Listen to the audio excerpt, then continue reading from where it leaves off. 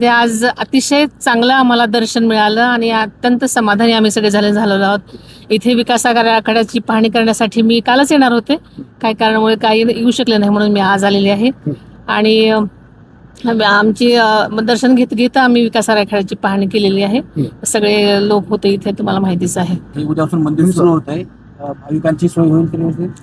भाविकांची सोय करण्यासाठीच आम्ही हे सगळे प्रयत्न करत आहोत. जास्तीत जास्त लवकर भाविकांची कशी सोय होईल यासाठी सरकार कायमच कटिबद्ध असतं. आणि विकास कामांचं हे जे म्हणजे कामं सुरू आहेत ती लवकरात लवकर कशी पूर्ण होतील आणि सगळेच भाविक चांगल्या प्रकारे कसे दर्शन लवकरात लवकर घेऊ शकतील असे आमचे प्रयत्न आहेत. आपल्याला माहिती आहे की विकास आराखड्याचा टापू खूप मोठा आहे.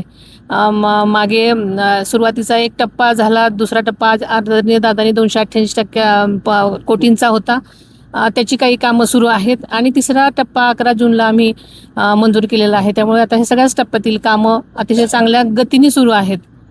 आणि लवकरात लवकर आपल्याला माहिती आहे की भीमाशंकर हे 12 ज्योतिर्लिंगापैकी एक पवित्र स्थान असल्यामुळे आणि कुंभमेळा आता 27मध्ये असल्यामुळे नाशिकचा सिंहस्थ कुंभमेळा, भाविकांची रीग इकडे पण मोठ्या प्रमाणात भाविक इथे सुद्धा येणार आहेत.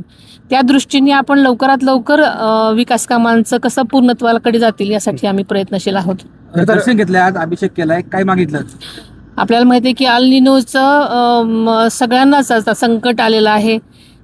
या अल निनोचं संकट टळू दे, जास्तीत जास्त चांगला पाऊस पडू दे आणि नेहमीप्रमाणे माझा शेतकरी बळीराजा सुखी राहू दे, हीच मी प्रार्थना केलेली आहे. धन्यवाद.